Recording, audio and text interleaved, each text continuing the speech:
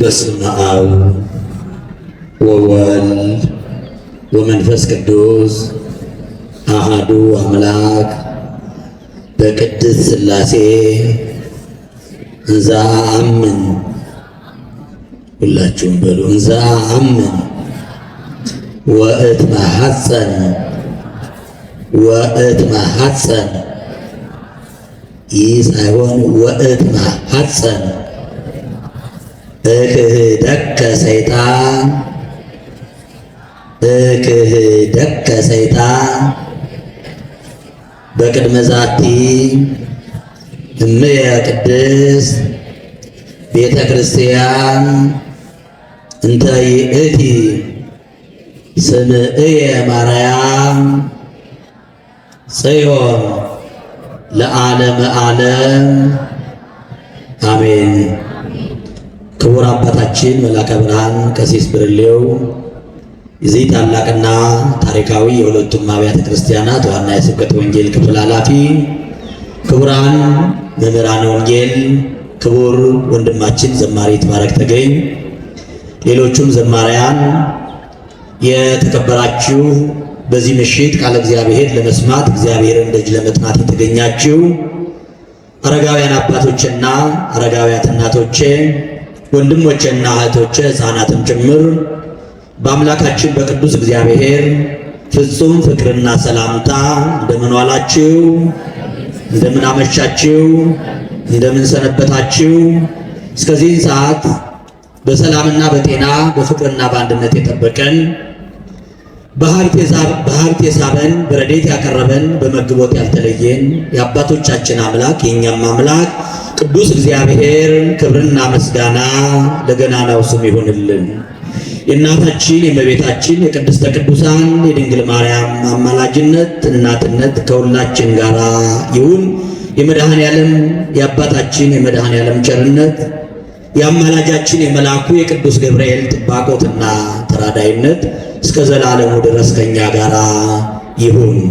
ክርስቶስ ተንሥአ እሙታን አሰሮ ለሰይጣን ሰላም ኮነ። እንኳን አደረሳችሁ፣ እንኳን አደረሰን።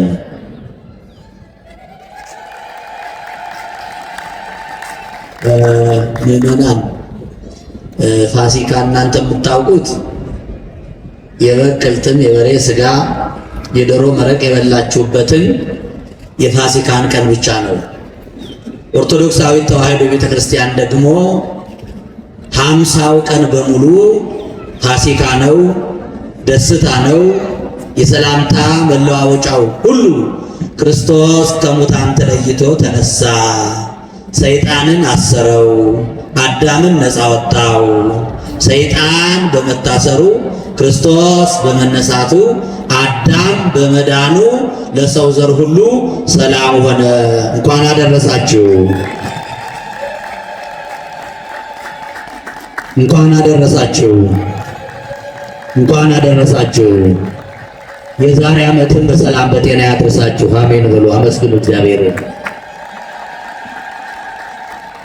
እግዚአብሔር ቢወድና ቢፈቅድ ረድኤተ እግዚአብሔርን አጋዥ በማድረግ በመንፈስ ቅዱስ ምስጢር ገላጭነት በዚህ ምሽት እግዚአብሔር ለኛ የሚያስተምረው ቃል፣ ለኛ የሚሰጠን የመጽናናት የሕይወት ቃል አንደኛ ቆሮንቶስ ምዕራፍ 15 ቁጥር 55 ላይ ባለው ኃይለ ቃል አባታችን መድኃኔ ዓለም ጎደሏችን እንዲሞላ የተቋረጠው ተስፋችን እንዲቀጥል ኃይላችን እንዲያድስ ወደ እሱ መጥተናልና ዛሬ የእኛን ኃይል የሚያድስበት ከድካማችን የሚያበረታበት የእኛን ተስፋ የሚሞላበት የአባታችን የመድኃኔ ዓለም መልእክት ለእያንዳንዳችን የሚሰጠን በዚህ ቃል በኩል ነው። ሞት ሆይ መውጊያ የት አለ? ሲኦል ሆይ ይዞ ማስቀረትህ ማሸነፍህ የት ነው?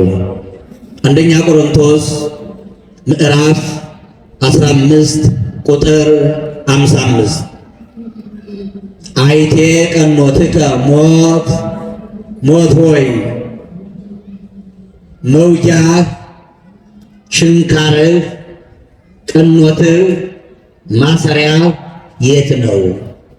ሲኦል ሆይ ማሸነፍ ሰውን ሁሉ ይዞ ማስቀረት የት አለ? በዚህ ኃይለ ቃል መነሻነት የመጀመሪያው ሞት ምንድነው? ከሞት በኋላ ያገኘነውስ ሕይወት ምንድነው? ሁለተኛው ሐሳባችን ሞት እኛን የወጋባቸው መውጊያዎች ምንድናቸው? ሁለተኛውና የመጨረሻው ግን በሐዲስ ኪዳን ያለን ክርስቲያኖች ሞትን እኛ ራሳችን መልሰን የምንወጋበት የምናሸንፍበት የሞት መውጊያችን ማሸነፊያችን ምንድነው? አስተውሉ ክርስቲያኖች። የመጀመሪያው ስለ ሞት ነው የምናወራው። ከሞት በኋላ ደግሞ ያገኘነው ነገር አለ።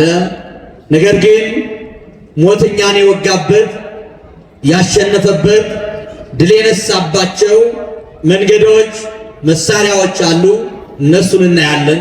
እነሱን ካየን በኋላ እንደገና ደግሞ መልሰን እኛ የሐዲስ ኪዳን ክርስቲያኖች የመድኃኔ ዓለም ልጆች በመድኃኔ ዓለም ሞት የተዋጀን የዳን ክርስቲያኖች ሞትን የምንወጋበት መውጊያ አለን። ያ ምንድን ነው? እግዚአብሔር ቢወድና ቢፈቅድ ጊዜውንና ሰዓቱን ጠብቀን ትምህርት ሳናበዛ ነገር ሳናንዛዛ እግዚአብሔር በፈቀደልን ሰዓት እንመማራለን። የጥበብ የማስተዋል ባለቤት አባታችን እግዚአብሔር የራቀውን አቅርቦ የረቀቀውን አጉልቶ የጠፋውን አስገኝቶ ከድካማችን አበርትቶ ይልቁንም ባለማዊ ጠባይና አስተሳሰብ ባዝኖና ባክኖ መረጋጋት ያቃተውን አይምሯችንን በቅዱስ ቃሉ አረጋግቶ እንዲያስተምረን በድጋሜ ቅዱስ ፈቃድ ይሁንልን። እንኳን ለአባታችን ለመድኃኔ ዓለም ወርሃዊ መታሰቢያ በዓል እንኳን አደረሳችሁ። ከዚህም ጋር ደግሞ ዛሬ የሀገራችን የድል በዓል በተለይ በምስካየ ኅዙናን መድኃኔ ዓለም የሚከበረው በዓል ሀገራችን ከብዙ ችግር፣ ከብዙ ጦርነት፣ ከብዙ ውጣ ውረድ በኋላ በመድኃኔ ዓለም ቸርነት በስደተኛው መድኃኔ ዓለም ሀገራችን ነፃ ያወጣችበት የሀገራችን ንጉሥም ቢሆን ነፃነትን፣ ሰላምን የመድኃኔ ዓለምን ታቦት ይዘው የገቡበት ሌላ የድል በዓል ስለሆነ በድጋሜ እንኳን አደረሳችሁ፣ እንኳን አደረሳችሁ። ዛሬም ያለንበት ኑሮ ሕይወት ትናንትና አባቶቻችን የኖሩበትን የሐዘን የመከራ ዘመን ይመስላልና ትናንትና የኢትዮጵያን ሐዘን፣ መከራ፣ ስደት ያራቀ የኢትዮጵያን ደስታ፣ ህብረት፣ አንድነት የመለሰ አባታችን መድኃኔ ዓለም ዛሬም ሰላማችን፣ አንድነታችን እንዲመልስልን በድጋሜ ቅዱስና መልካም ፈቃድ ይሁንልን። ሞት ሆይ መውጊያህ የት አለ? ልሳነ እፍረት ብርሃነ ዓለም ቅዱስ ጳውሎስ ጌታ ባረገ በ8ኛው ዓመት እግዚአብሔር በታምራት ያሳመነው ከራሱ ኃይል፣ ከራሱ ጥበብ፣ ከራሱ ማስተዋል፣ ከራሱ ጉልበት ይልቅ የእግዚአብሔር ኃይል፣ የእግዚአብሔር ጉልበት፣ የእግዚአብሔር ጥበብ ምንኛ ድንቅ እንደሆነ እግዚአብሔር በታምራት የማረከው ማርኮ ምርጥቃ ያደረገው ብርሃነ ዓለም ልሳነ እፍረት ማኅቶተ ቤተ ክርስቲያን ጥዑመ ልሳን ቅዱስ ጳውሎስ የተናገረው ኃይለ ቃል ነው። ቅዱስ ጳውሎስ ነገረ ትንሣኤን በስፋት ያስተምራል። አንደኛ ቆሮንቶስ ምዕራፍ 15 ቁጥር 12 እስከ መጨረሻው ድረስ ነገረ ትንሣኤን ዘርዝሮ ለቆሮንቶስ ክርስቲያኖች ያስተማረበት ምስጢር ነው። በአጠቃላይ የትንሣኤ ምስጢር የገለጠበት፣ የትንሣኤን ኃይል የገለጠበት፣ የትንሣኤን ዝርዝር ጉዳይ ለቆሮንቶስ አማኞች ለቆሮንቶስ ክርስቲያኖች ያስተማረበት ዝርዝር ጉዳይ ነው። ሁለት ነገሮችን ያነጻጽራል ቅዱስ ጳውሎስ። የመጀመሪያው ሰው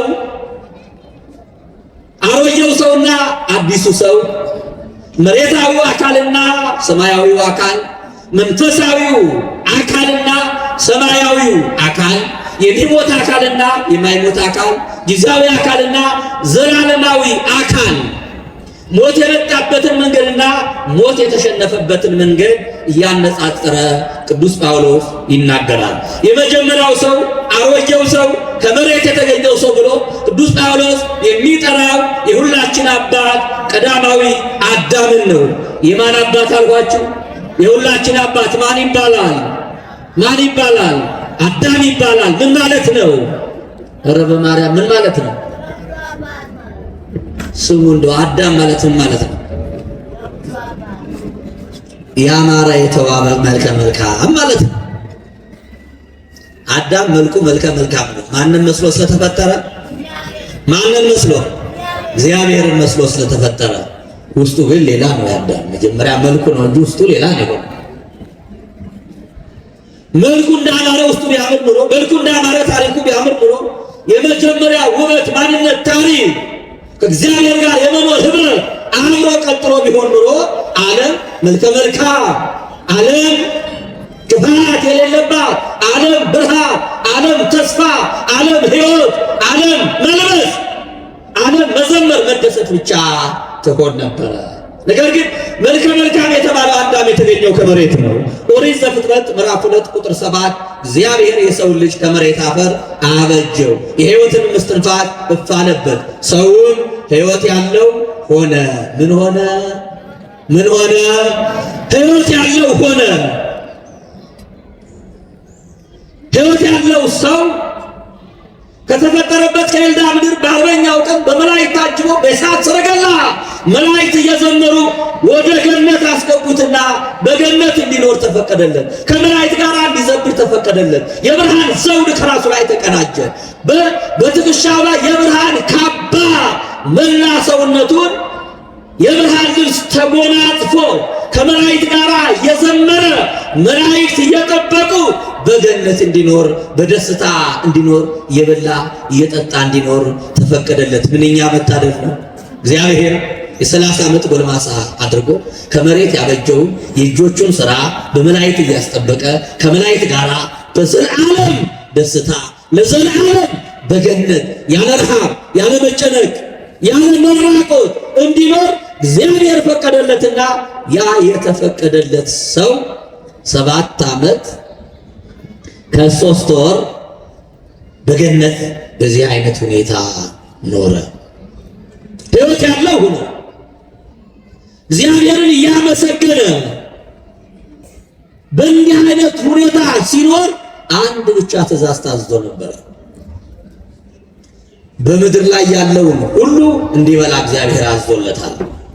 ከዚያ በተረፈ ግን በገነት 3 እጽዋትን አበቅልና ከአንደኛው እንዳትበላ አለው። ሌላውን ብላ፣ ከአንደኛው አንዱን እንዳትበላ፣ 2ቱን ብላ ብሎታል። ሌላው ደግሞ በምድር ላይ ያለውን ምግብ ወኩሎ ሐመል ማለሳይር መብላ ይኩንክሙ፣ በምድር የበቀለው ለም የሆነው ነገር ሁሉ ምግብ ይሁናችሁ ብሎ እግዚአብሔር ሰጥቷል። አንዱን ግን እንዳትበላ ነው። ለምን እንዳይል ከዚህ በበላህ ቀን የሞት ሞት ትሞታለህ። ምን ትሆናለህ? ምን ትሆናለህ? የሞት ሞት። አዳም ታሪኩን በምታውቁት ልክ በላ። በመብላቱ ደግሞ ተጎዳ። ሞት ወይ መውያ የት አለ? ሞት አዳምን የወጋው በመብል ነው። ሞት አዳምን የወጋው በኃጢአት ነው። ሞት አዳምን የወጋው ባለመታዘዝ ነው። ሰይጣን አዳምን በመብል ወጋው፣ ባለመታዘዝ ወጋው፣ በኃጢአት ወጋው፣ በመርከብ ወጋው፣ በስደት ወጋው። የተወጋ ሰው ምን አቅም አለው? አለው አለው ወይ? በጦር የተወጋ ሰው ምን አቅም አለው? መውጋት ብቻ አይደለም፣ አሰረው፣ አንደበቱን አሰረው፣ እጅግሩን አሰረው፣ ቆለፈው፣ ባሪያ አደረገው፣ በሱ ቁጥጥር ውስጥ አደረገው። ከዚያ ውጭ ምንም ሆነ አልቻለም።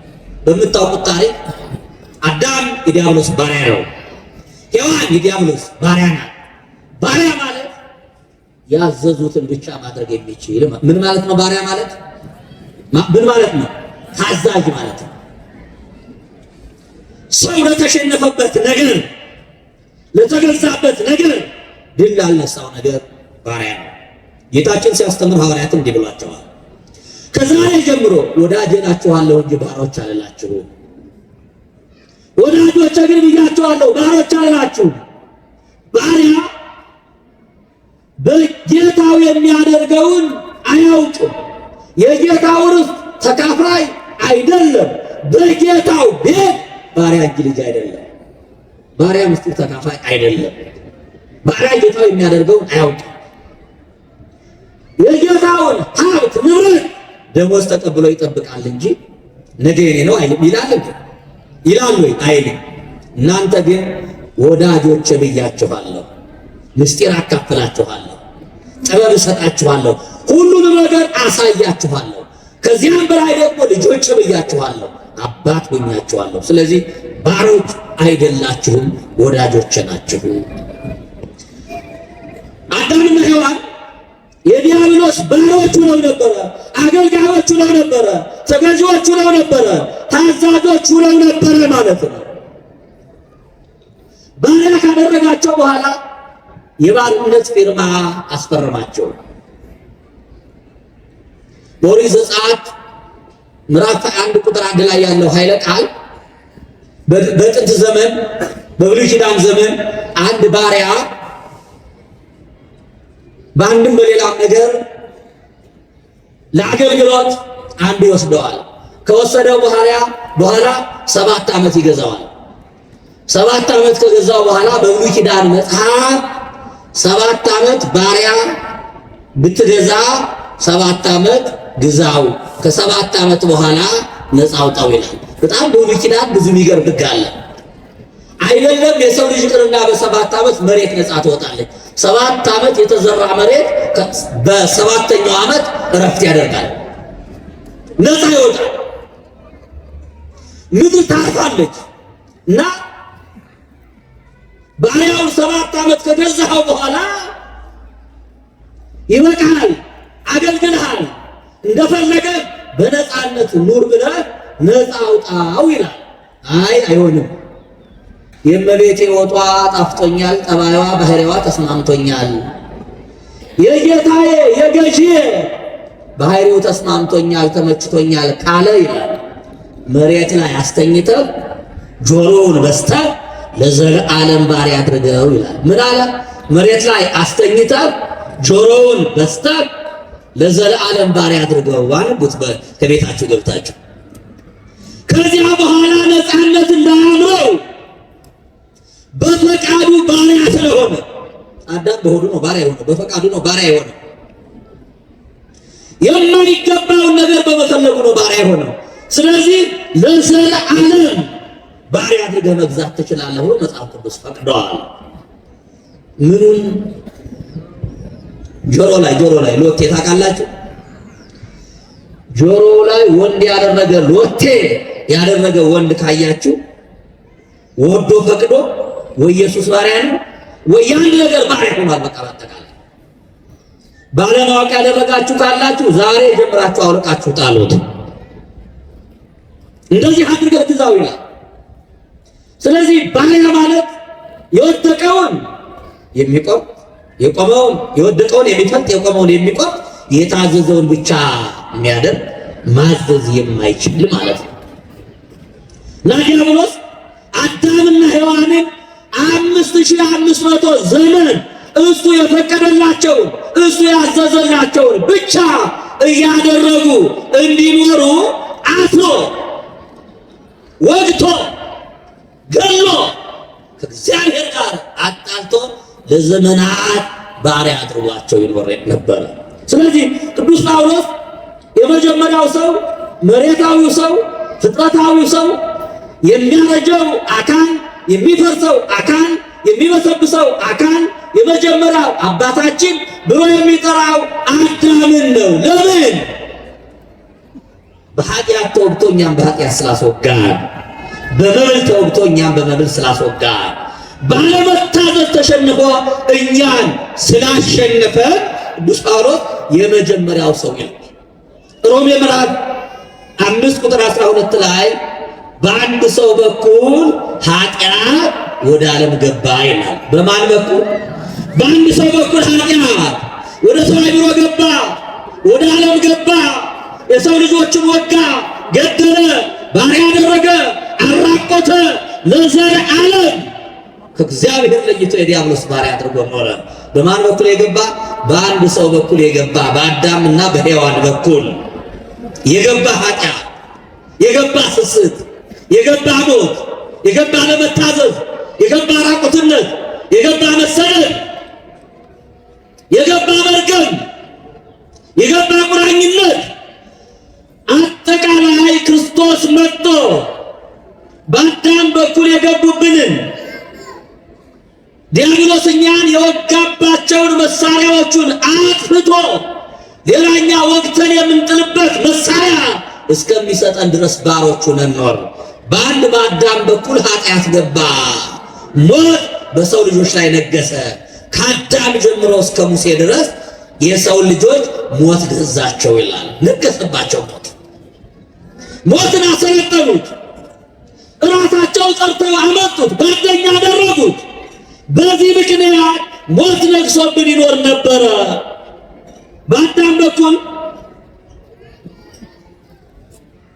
ኃጢአት የሞት መውጊያ፣ ኃጢአት፣ አለመታዘዝ፣ መርገም፣ በደል፣ ቁራኝነት፣ መራቆት፣ ራስን አለመቻል፣ ከእግዚአብሔር መለየት፣ 5500 ዘመን አልቃሻ፣ ሐዘንተኛ፣ ኃይሉ ደካማ፣ ጸሎቱ የማይሰማ ሁኖ እባክህ አድነኝ እያሉ ሰማዩን ቀድህና እያሉ በጨለማ ውስጥ ያለና ብርሃን ሁንና እያሉ መኖር ልቅሶ በአዳም በኩል መጣ።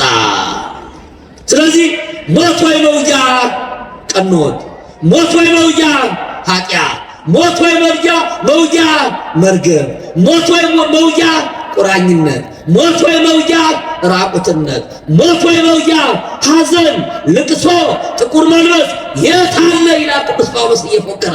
የት ነው?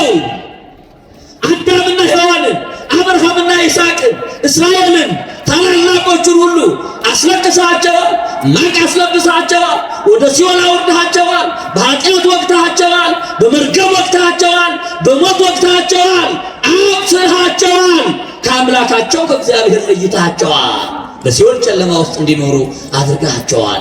ዛሬ ግን ያ መውጊያ የት ነው? ያ ኃይልህ የት ነው? ያ ትዕቢትህ የት ነው?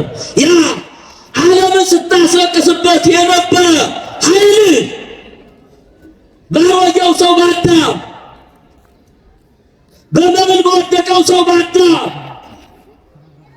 የአምላኩን ትእዛዝ አላከብር ብሎ ሰይጣንን በሰማው በአዳም በኩል የመጣ ሁሉ የት አለ ይላል ሊቁ ቅዱስ ዮሐንስ አፈወርቅ። እንዲህ ይላል ሀደግነ ቀዳማየ አበ ዘውቱ ማፀነ። መጀመሪያ ከመሬት ተገኝቶ እኛን ያስገኘን የመጀመሪያው አዳም አባታችን ተው ነው ይላል። አባትነቱን ረሳ ነው ማለት አይደለም። በደሉ፣ ክፋቱ፣ ሞቱ በአዳም በኩል የመጣብንን ነገር ሁሉ ረሳን። በአዳም በኩል ከገነት መውጣት መጥቶብናል። በአዳም በኩል መራቆት መጥቶብናል። በአዳም በኩል ሞት መጥቶብናል። በአዳም በኩል ሐዘን ለቅሶ መጥቶብናል። ይህን ተው። በምን ተው ስንል ሌላ ቅዱስ ጳውሎስ እንዳለው በአዳም ፋንታ የአዳምን በደል አርቆ አዳምን ንጹሕ የሚያደርግ የአዳምን ዘር ሁሉ የሚያድን ዳግማዊ አዳም ኢየሱስ ክርስቶስ የአዳም ከአዳም ዘር ከተገኘች ከአብርሃም ዘር ከተገኘች ከእመቤታችን ከስጋዋ ስጋ ከነፍሷ ነፍስ ነስቶ ከጣለን አባት በሆዱ ተታሎ ካታለለን አባት ካስረገመን አባት ነፃ አወጣና እኔ የሐዲስ ኪዳን አባታችሁ የሕይወት አባታችሁ የትንሣኤ አባታችሁ የሰላም አባታችሁ እኔ ነኝ አለና አባታችን ሆይ ብለን እንድንጠራው ስልጣን ሰጠን። ክብርና ምስጋና ለአምላካችን ይሁን። ብርሃነ ዓለም ልሳነ ፍረት ቅዱስ ጳውሎስ በዕብራውያን መልእክቱ እንከሰ ይንወርድ ታሕተ ይላል። ከእንግዲህ በኋላ አዳምን ተከትለን ከገነት ወጠን ወደ ምድረ ፋይል፣ ከምድረ ፋይል ወደ መቃብር፣ ከመቃብር ወደ ሲኦል አንወርድም። በቃ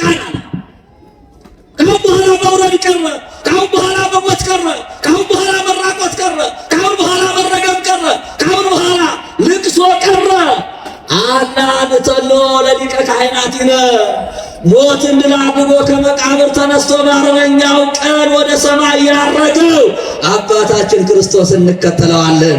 ወደ ላይ እናርጋለን፣ እንነሳለን፣ ሞትን ድል እንነሳዋለን። በመቃብር ላይ ሆነን ሞት ሆይ መውጊያ የት አለ? አባታችን ድል ነስቶሃል፣ እኛም ድል ነሳለን። አባታችን ረግጦሃል፣ እኛም እንረግጣለን። አባታችን መድኃኔዓለም ተወግቶ ወግቶሃል፣ ታስሮ አስሮሃል፣ ተቀብሮ አንተን ቀብሮ የእኛን ትንሣኤ አውጇልና ከእንግዲህ በኋላ አዳምን ተከትለን ወደ ታች አንወርድም፣ ክርስቶስን ተከትለን ወደ ላይ ከፍ እንላለን ይላል። ክብርና ምስጋና ለአምላካችን ይሁን። መድኃኔዓለም እምከመ ተለአልኩ አነስም ኩሉ ሀቤ ያለ ከምድር ከፍ ብዬ እጄን ዘርግቼ በተሰቀልኩ ጊዜ ሁሉን ወደ እኔ እስባለሁ እሰበስባለሁ። በመስቀሉ ሳበን፣ ሰበሰበን፣ ከፍ አደረገን። ክብርና ምስጋና ለአምላካችን ይሁን። መስቀሉ እኮ መሬት ላይ አልተተከለም። ከሰማይ ዝቅ ከመሬት ከፍ ብሎ በአራቱ ማዕዘን ተወጥሮ መስቀሉ ተዘረጋ። በአራቱ ማዕዘን ያሉ አማኞቹን ሳባቸው፣ ሰበሰባቸው። መስቀሉ በአራቱ ማዕዘን ያሉትን ወደ ክርስትና ዛሬ ይሰበስባቸዋል። ተዘርግቶ ነው ያለ እጁ። የመድኃኔዓለም እጁ አይታችሁታል። ስለ ስቅለቱን ታዩታላችሁ። እጁን አይታችሁታል። ምን ሆኖ ነው ያለው? ምን ሆኖ ነው ያለው? ምን እያለ ነው? ኑ እያለ እኮ መድኃኔዓለም አይደል እንዴ? እናንተ ያላመናችሁ አባታችሁ ላይ ኑ እያለ ቁስሉን እያሳየን ነው። እጁ ለዘላለም አይታጠፍም። ምህረቱ የዘላለም ነው። እስመ ለዓለም ምህረቱ አይደለም እንለው፣ ምህረቱ ለዘላለም ነውና ክብር ለእግዚአብሔር። እስመ ለዓለም ምህረቱ ለዘላለም ነውና አመስግኑት ይላል። ኧረ አመስግኑት፣ ምህረቱ የበዛ አምላክ። መስቀሉ ወደ ላይም ቀጥሎ ወደ ታችም ቀጥሎ ወደዚህም ቀጥሎ በአራት ዓለምን እየሰበሰበ ነው። ዓለምን ኑ እያለ ነው። ሰው እጁን ዘርግቷል። ሕፃናት ሲወጡ ምንድን ነው የምትሏቸው?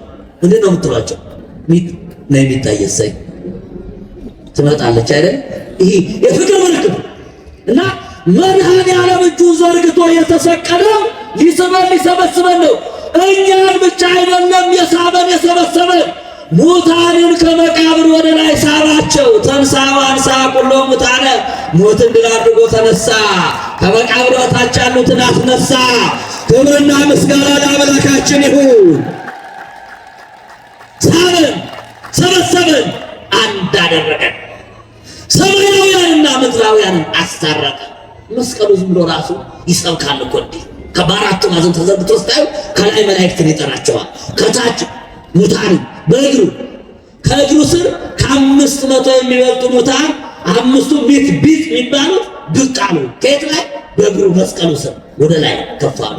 ከላይ መላእክት መጡ፣ በዚህ በኩል አሕዛብ መጡ፣ በዚህ በኩል የአማንያን መጡ። ዓለምን መድኃኔዓለም እጁን ዘርግቶ ሳበው፣ ሰበሰበው። ዛሬም ይስባል፣ ይሰበስባል። ክብርና ምስጋና ለአምላካችን ይሁን። ስለዚህ በአዳም በኩል የተወጋነው መወጋት፣ የቆሰልነው መቁሰል፣ የተረገምነው መረገም፣ የተሰደድነው መሰደድ፣ የተራብነው መራብ፣ የተራቆትነው መራቆት፣ የሞትነው ሞት፣ የተቀበርነው መቀበር፣ የጠጣነው መራራ ኑሮ፣ ይህን ሁሉ አስወገደልን። ሞት በሰው በኩል ገብቷልና ትንሣኤም በሰው በኩል ሆነ ይላል። ሞት በአዳም በኩል መጥቶ ነበረ። ትንሣኤ ደግሞ ሰው በሆነው ሥጋችን በለበሰው በመስቀል ላይ በዋለው ሥጋውን በቆረሰው ደሙን ባፈሰሰው በመድኃኔዓለም ትንሣኤ ሆነ። በመድኃኔዓለም ትንሣኤ ተጀመረ። በመድኃኔዓለም ሕይወት ተጀመረ። በመድኃኔዓለም ሞት አፈረ። በመድኃኔዓለም ክርስቲያኖች ነፃ ወጡ ይላል። ስለዚህ ሞት ሆይ መውጊያ የት አለ? ዲያብሎስ እኛን ያቆሰልክበት ማቁሰል፣ እኛን የገደልክበት መርዝ የት አለ? ቅዱስ ጳውሎስ ከዚያው ላይ ሲተረጉሞ እንዲህ ይላል፣ ወቀኖቱሰ ለሞት ኃጢአት፣ የሞት መውጊያው ኃጢአት ነው። ወኃይላኒ ለኃጢአት ሕግ ይላል ኦሪት። ኃጢአት ደግሞ ኃይል ያገኘችው በኦሪት ነው የተስፋፋችው በሕግ ነው። ይህን ሁሉ ግን ክርስቶስ ድል አደረገልን፣ ድል ነሳልን፣ ለእኛ ድል መንሳትን ሰጠን።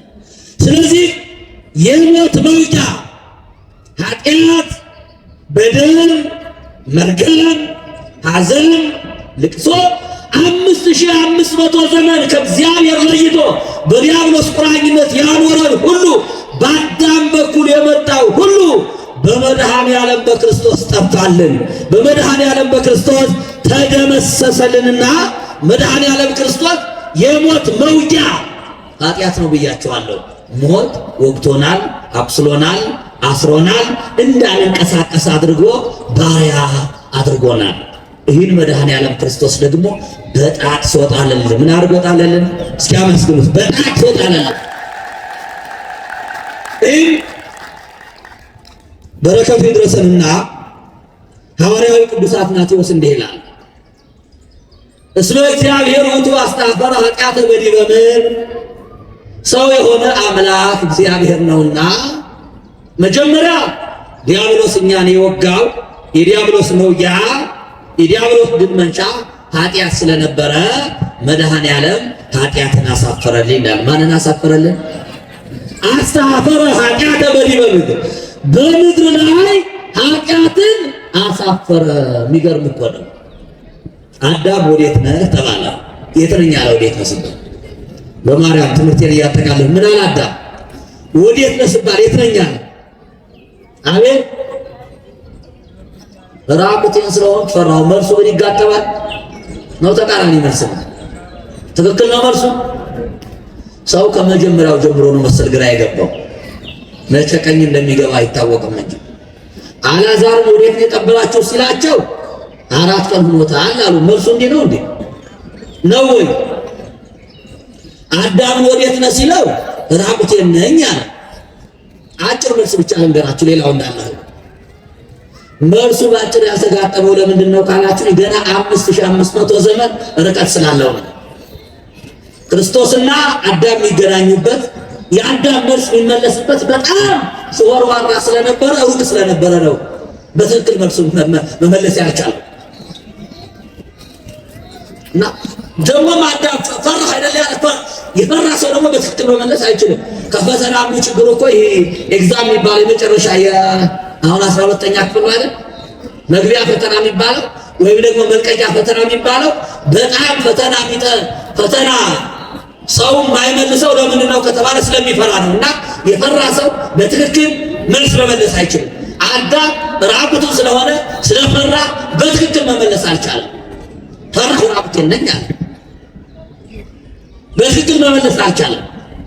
ስለፈራ ራቁቱን ስለሆነ የአዳምን ፍርሃት፣ የአዳምን ራቁትነት፣ የአዳምን ችግር ግን መድኃኔ ዓለም ክርስቶስ ሊያስወግድለት ስለመጣ አዳም ኃጢአት አስፈርታው ራቁቱን አቁማው አሸማቃው በትክክል መልስ እንዳይመልስ አድርጋው ነበረ። አዳምን ራቁቱን ያቆመችውን ከገነት ያስወጣችውን ያስፈራችውን ያሳፈረችውን ኃጢአት ማን አሳፈራት? ማን አሳፈራት? መድኃኔ ዓለም አሳፈራት። ክብርና ምስጋና ለአምላካችን ይሁን። ዛሬ ኃጢአት ያሳፍራል አያሳፍርም? የእውነታችሁን በማርያም ኧረ እኔ አይመስለኝም። የእውነታችሁን ንገሩ። ተስማምታችሁ እውነት ነው የሚያሳፍር? አሁን ኃጢአት ነው በተቃራኒ ንገሩኝ። አቤት ኧረ እኔ አይመስለኝም። ሰዎች እኮ ብዙ ሆነው እኮ ኃጢአትን ጽድቅ አድርገውታል አይደል እንዴ? በጣም ውሸት እያሳፈረ ነው። አንድ ሊቀ ጳጳስ ባለፈው ሲያስተምሩ ውሸት የትልቅ ሰው ስራ ሆኗል አሉ። እውነታቸውን እኮ ማለት ነው። ትልልቅ የሚባሉ ሰዎች ማለት ነው። አሁን ከዓለም ስልጣኔ የተነሳ ሌሎች ማፈር አቁመዋል። ኃጢአተኞች ማፈር አቁመዋል። ተሳዳቢዎች ማፈር አቁመዋል። ሕገወጥ ሰዎች ማፈር አቁመዋል። ብዙ ስለሆነ ይሆን? ስለዚህ ኃጢአት ያሳፍራል፣ ያሸማቅቃል። አዳምን አሳፍሮ አሸማቀቀው። ያሸማቀቀን ያሳፈረን ራቁታችን ያቆመን ኃጢአት መድኃኔ ዓለም በምድር ላይ ያሳፈረልን። ወሳረ መርገመ በዲበ ዕፀ መስቀል። ሁለተኛ ደግሞ መርገም ነው። መሬትና ወደ መሬት ትመለሳለህ። በፀሐይ በሕማም ውለጂ ጥረህ ግረህ ብላ የሚለው ይህ ሁሉ መርገም መድኃኔዓለም ያን መርገም የነፍስ መርገም ነው። የሥጋው መርገም አሁንም አለ። አሁንም ካልጣር ካልጋር መብላት አትችልም። አፈር እየበላን አይደለም ምንበል እየቃርን አይደለም ምንበል አረ ጥረን ማለሳካለ አረ ሰርቶ አልሳካለት ያለ ሰምቶ ሰርቶ መብላት የሰውነት ስራ ነው፣ መርገም አይደለም። ጥሮ ግሮ መብላት የሰውነት ስራ ነው፣ የነፍስ መርገም ነው። የተሻለው የቀረው ስለዚህ በመስቀል ላይ ደግሞ መርገምን ሻረልን።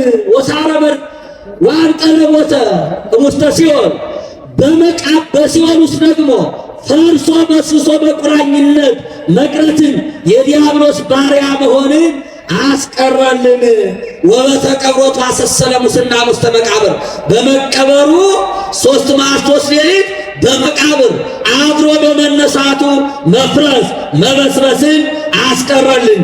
ይልቁንም በመፍረስ በመበስበስ ፋንታ ባለመፍረስ ባለመበስበስ በአዲስ አካል በዘላለም አካል በዘላለም ትንሣኤ እንደምንነሳ እሱ ተነስቶ ትንሣኤን አስተማረን።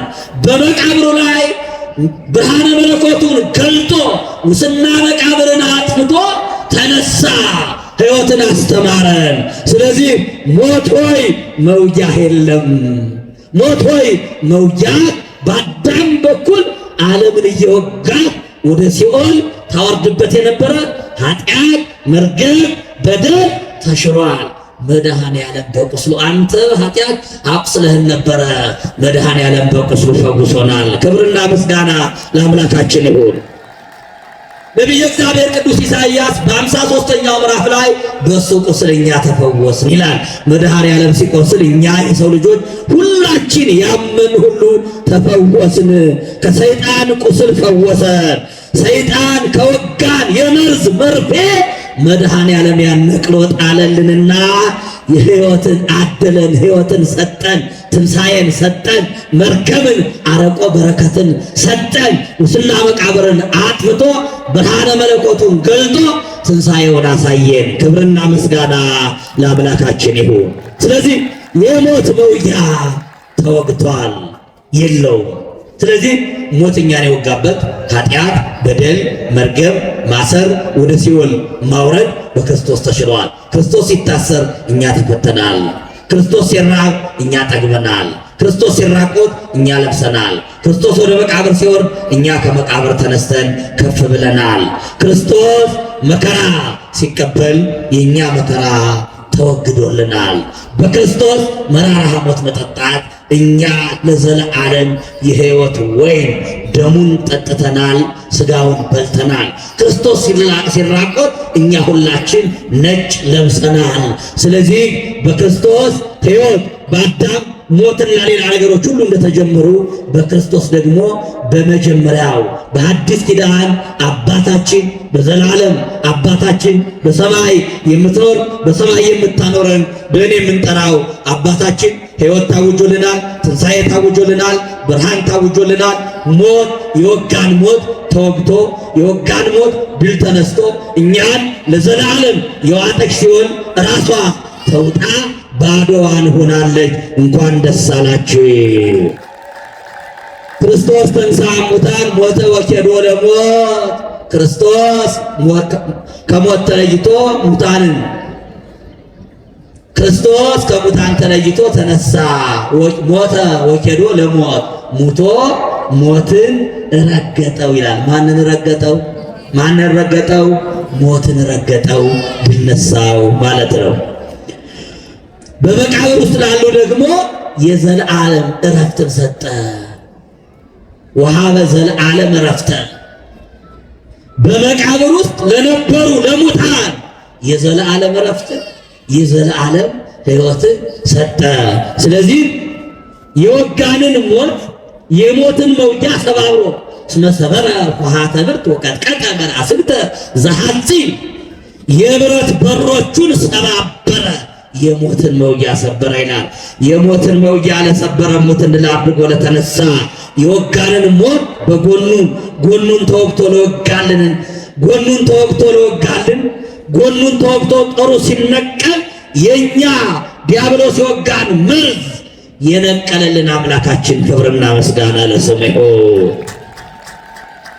ስለዚህ ሞት ሆይ፣ አሸባሪ ሞት ሆይ፣ ጥቁር አስለባሽ ሞት ሆይ፣ እናትን ከአባት ስታስለቅስ የኖር አርበኛው ሞት ሆይ፣ ኃይለኛው ሞት ሆይ፣ ኃይልህ የት አለ?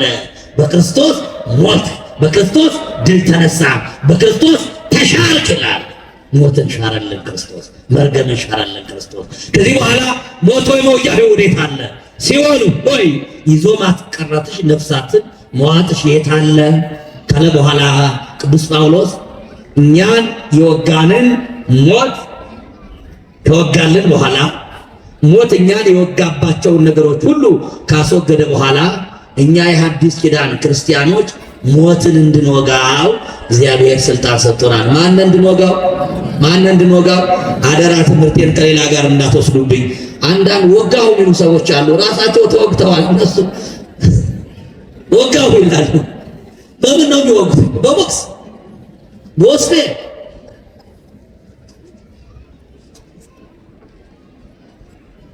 ሳያምኑ ወጣቶቹም እንደተርቢያ ወጋሉ ምናምን ይላሉ። እንደዚህ አይደለም።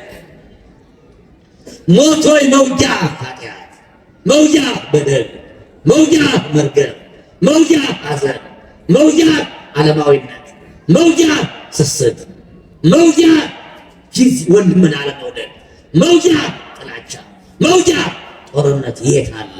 ተዘግተዋል። ከዘጋው በኋላ ክርስቶስ እኛ ራሳችን በሞት እንድንጫወትበት፣ በሞት ላይ እንድንረማመድ፣ አይጡን ጊንጡን እንድንረግጥ ስልጣን ሰጥቶናል። ሶስት ስልጣኖች ተሰጥተውናል። ለአዲስ ኪዳን ክርስቲያኖች ሞትን እንድንወጋው ሶስት ስልጣን ተሰጥቶናል። ያን ስልጣን ያልተጠቀመ ሰው ግን ዛሬ በሞት የተወጋለ የለም እንዴ? የለም ወይ? በሐሰት የተወጋ የለም? በክፋት የተወጋ የለም? በጥላቻ የተወጋ የለም? ስለዚህ አለቀቀንም ማለት ነው። ሞት ሆይ መውጊያህ የት አለ ብሎ መዘመር አይችልም ማለት ነው። ዲያብሎስ በኃጢአት መርዝ ይወጋናል። መድኃኒቱን እንገራችሁ፣ ሁልጊዜም ቢሆን በኃጢአት መርዝ ከመወጋት ከመነደፍ መላ አካላቶቻችን ከመነደፍ ነፃ ሆነው አያውቁም። ግን ሕክምና ያስፈልጋል። ሕክምናው ምንድን ነው? ንስሐ ነው። ክብርና ምስጋና ለአምላካችን። ይህን እንዳትረሱ። ሰይጣን ሁልጊዜ ይተኩሳል። አይተኛም፣ ይተኩሳል። አይደክምም፣ ይተኩሳል። ማክሸፊያ ግን አለ። ሰይጣን ፍላጻ ሲወረውር ምናከሽፍበት፣ ምንመክትበት፣ ብሎም ደግሞ ምንወጋበት፣ ምናሸንፍበት ማሸነፊያ አለን። ግን ሁልጊዜም ውጊያ እንዳለ ነው። በውጊያው መካከል ላይ ግን ተሸንፋችሁ ሰይጣን ወረወረው የሐሰት ፍላጻ፣ የሞት ፍላጻ፣ የመርገም ፍላጻ፣ የጥላቻ ፍላጻ፣ የጥቅም ፍላጻ ጦር ቢወጋችሁ እንኳን ወዲያው መታከም ትችላላችሁ። ካህኑ መስቀል ይዞ እግዚአብሔር ይፍታ፣ ማን ይፍታ?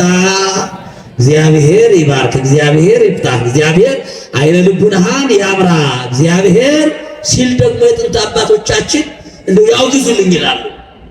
ካህኑ እግዚአብሔር ይባርክ ብሎ እያንዳንዱ የቡራኬ ስርዓት አለ። ያን ካደረገ በኋላ ጠባቂ መልአክ ይዘዙልኝ ይላል። ይፍቱኝ ካለ በኋላ እግዚአብሔር ይፍታ፣ ጠባቂ መልአክ ይዘዙልኝ፣ መልአክ እግዚአብሔር አይለይ፣ ከሾም አይሻረው ይላል። አያችሁ፣ ሰይጣንን ያውግዙልኝ፣ እሱራን ውጉዛን ይበላቸው ይላል። ያውግዝለት። ከዚህ በኋላ እግዚአብሔር ይፍታ ሲል ያን ጊዜ ሰይጣን በፍላጻው የወጋን ጥላውን ጥሎብን ከሆነ ግፍፍሩ ይርቅልናል። ያን ጊዜ ሕክምናው መስቀል ነው። ሕክምናው እግዚአብሔር ይፍታህ ነው። እግዚአብሔር ይፍታህ ሲል እኛ በእምነት ሆነን ካህኑ አሜን ይፍቱኝ ስንል ያን ጊዜ እንፈታለን። የማይፈታ ክርስቲያን የለም። ከዚያ ቀጥሎ ደግሞ በንስሐ እንፈታለን። ስለዚህ ሰይጣን ሁልጊዜ ይወረውራል፣ ሁልጊዜ ፍላጻውን ወደኛ ይልካል።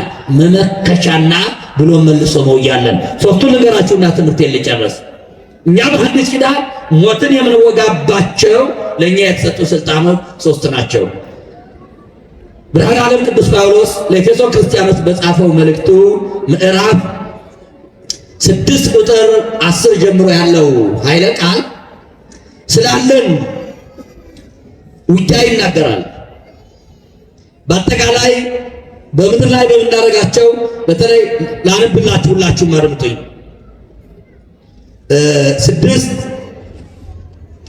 6:11 ላይ ይጀምርና እንዲህ ይላል። እንግዲህ ሶዲድ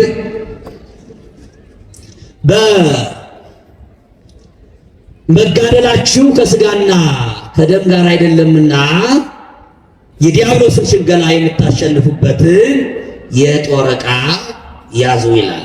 መጋደላችሁ ከስጋና ከደም ጋር አይደለምና የዲያብሎስን ሽንገላ ትቃወሙ ዘንድ ታሸንፉ ዘንድ የጦር ዕቃ ያዙ ልበሱ ይላል። ሁልጊዜ ትግል እንዳለ፣ ሁልጊዜ መዋጋት እንዳለ የምንዋጋው ደግሞ ከእህት ከወንድሞቻችን፣ ከአክስት ከአጎቶቻችን፣ ከስራ ባልደረቦቻችን ኢትዮጵያውያን ከኢትዮጵያውያን ዓለም ከዓለም ጋር ሳይሆን ከጨለማ አበጋዞች ጥሮታ ከማይወጡ ከመናፍስት ርኩሳን ከሰማያውያን ኃይላት ከማይራቡ ከማይጠሙ ከማይሞቱ ከማይታመሙ ከሰማይ ሰራዊት ከአጋንንት ጋር ነው። አጋንንት አይታመሙ፣ ያሳምማሉ እንጂ አይታመሙም። እየሰማችሁ ነው። የሕክምና ወጪ የለባቸውም፣ የኑሮ ወጪ የለባቸውም፣ የነዳጅ ሰልፍ የለባቸውም፣ ያናድዳሉ እንጂ እንዲህ አይነት ጉዳይ የለባቸው። እነዚህ ሁሉ ከሰማይ ሰራዊት ጋር ከጨለማ አበጋዞች ጋር ትዋጋላችሁ ካለ በኋላ ሶስቱን ብቻ ልንገራችሁ። የሰይጣንን ሽንገላ ትቃወሙ ዘንድ አንደኛው የመጀመሪያው በሐዲስ ኪዳን ሞትን የምንወጋበት የምንመክትበት የምናሸንፍበት የእምነትን ጋሻ ያዙ ይላል። የምን ጋሻ? የምን ጋሻ? የእምነት ጋሻ፣ የማሸነፍ ጋሻ፣ የድል ጋሻ። የትንሣኤው ክርስቲያኖች፣ የትንሣኤው ልጆች፣ የመድኃኔ ዓለም ልጆች፣ የድንግል ማርያም ልጆች፣ የቅዱሳን ልጆች በእምነት ጋሻ ሞትን ይወጋሉ። በእምነት ጋሻ ሞትን ያሸንፋሉ። በእምነት ጋሻ ባህር ከፍለው ይሄዳሉ። በእምነት ጋሻ ፀሐይ ያቆማሉ። በእምነት ጋሻ የሞተ ያስነሳሉ። በእምነት ጋሻ ድውይ ይፈውሳሉ። ይህ ስልጣን ተሰጥቶናል። ይህ የሰጠን መድኃኔ ዓለም ክብርና ምስጋና ይድረሰው።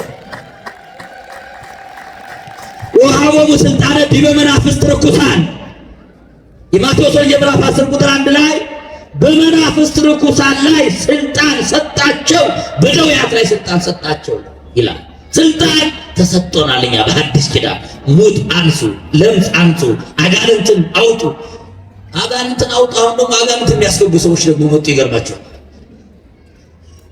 አጋንንትን አውጡ፣ ለምጻሞችን አንሱ፣ በጸጋ ያለ ዋጋ የተቀበላችሁን ያለ ዋጋ ስጡ ብሎ መድኃኔዓለም ክርስቶስ ለሐዋርያትን ስልጣን ሰጥቶ ነበረ፣ ተሰጥቶናል። ስለዚህ የእምነት ጋሻ ሞትን የምንወጋበት ሞትን ድል የምንነሳበት አንዱ የሞት መውጊያ የእምነት ጋሻ ነው። የእምነት ጋሻ ያለው ክርስቲያን አይናወጥም፣ አይደነግጥም፣ አይፈራም። ፈተና የመጣበትን ፈተና ሁሉ መመከት፣ ማሸነፍ፣ ከዚያም በኋላ መውጋት ይችላል። ስለዚህ አንደኛው የእምነት ጋሻ ነው። ሁለተኛው ከዚህም ጋራ የሚያንበለብሉ ሰይፍን ያዙ ተብሏል። የሰይጣንን ፍላጻ ትቃወሙ ዘንድ የሚያንበለብሉ ሰይፍ ያዙ፣ እሱም ቃለ እግዚአብሔር ነው አለ። ሁለተኛው በሐዲስ ኪዳን ሞትን የምንወጋበት፣ ሰይጣንን የምንወጋበት፣ ኃጢአትን የምንወጋበት፣ መርገምን የምናሸንፍበት፣ ዓለማዊነትን የምናሸንፍበት፣ ጥላቻን የምናሸንፍበት ወንጌል ነው የእግዚአብሔር ቃል። የማን ቃል? የማን ቃል? ወንጌል። የሰላም ወንጌል ተጫምታችሁ ይላል። ወንጌል ጫማ ናት። ጫማ ያለው እንቅፋት አይመታውም። ጫማ ያለው እግሩ አይደማም። ጫማ ያለው እግሩ አይቆስልም። ይቆስላል እንዴ? ጫማ ያለው ጭቃ አይነካውም። ወንጌል የተማረ ክርስቲያን አይምሮ አይጎዳም። ወንጌል የተማረ ክርስቲያን ተስፋ አይቆርጥም። ወንጌል የተማረ ክርስቲያን ሰውነቱ በኃጢአት አይቆስልም። የሰላም ወንጌል ተጫምታችሁ ይላል። ስለዚህ ቃለ እግዚአብሔር ያዙ። ሰይፍ የተባለ ቃለ እግዚአብሔር ነው። ቃለ እግዚአብሔር ወንጌል ተማሩ ተብለናል። ስለዚህ ኦርቶዶክሳውያን በየትኛውም መንገድ ሆናችሁ በየትኛውም ኃጢአት ውስጥ ሆናችሁ ወንጌል ተማሩ። ወንጌል ነፃ ያወጣችኋል። ወንጌል ኃጢአትን ድል የምንነሳበት የምናሸንፍበት ኃይላችን ነው። ክርስቲያኑ በየትኛውም መንገድ ላይ እንዳትሸነፉ። እኛ እኮ ያሸናፊ የክርስቲያኑ ሞትን ያሸነፈው ያሸናፊ የክርስቶስ ልጆች ያሸናፊ የክርስቶስ ልጆች ብቻ አይደለም፣ ማሸነፍን ድል ማድረግን የሰጠን ያሳየን። እኔ እንዳሸነፍ እናንተ ታሸንፍ አይዟችሁ ባለም ሳላችሁ መከራ አለባችሁ፣ ነገር ግን እኔ ድል እንዳደረው እናንተ ድል ታደርጋላችሁ ብሎ ድል ማድረግን ኃይልን ስልጣንን የሰጠን ከአሸናፊዎች የምንበልጠው ያሸናፊው የክርስቶስ ሞትን ያሸነፈ መከራን ያሸነፈ መቃብርን ያሸነፈ ረሃብን ያሸነፈ ሲኦልን ያሸነፈ በዚህ ምድር ላይ ዓለምን ሁሉ ያሸነፉ ነገሮችን ያሸነፈ አባታችን አዳም የተሸነፈባቸውን መድኃኔዓለም ክርስቶስ አሸነፋቸውና እኛን ደግሞ አሸናፊዎች አደረገን። መድኃኔዓለም ክርስቶስ ወጋቸውና እኛ ደግሞ ሞትን ከወጋው ከገደለው በኋላ ሞትን የምንወጋበትን የምንመከተበትን የምናሸንፍበትን ስልጣን ሰጠን። ስለዚህ የሚያንበለብል ሰይፍ ያዙ ካለ በኋላ እሱም ቃለ እግዚአብሔር ነው። ተረጋግቶ ወንጌል መማር ነው፣ መዘመር ነው፣ ማገልገል ነው። ዝማሬ አንዱ የወንጌል ጸጋ ነው። ቅድም ዘማሪ ዲያቆን ይትባረክ በሚገባ ዘምሮልናል። ከእግዚአብሔር ጋር የሚያገናኘን ነው። ሶስተኛውና የመጨረሻው ሞቶይ መውጊያ ወዴት አለ? ወቅተህን ነበር፣ ዛሬ እንወጋሃለን። አሸንፈህን ነበር፣ በአምላካችን እናሸንፈሃለን ብለን የምንዘምርበት ጸሎት ነው። ልመናና ጸሎት ይላል ቅዱስ ጳውሎስ።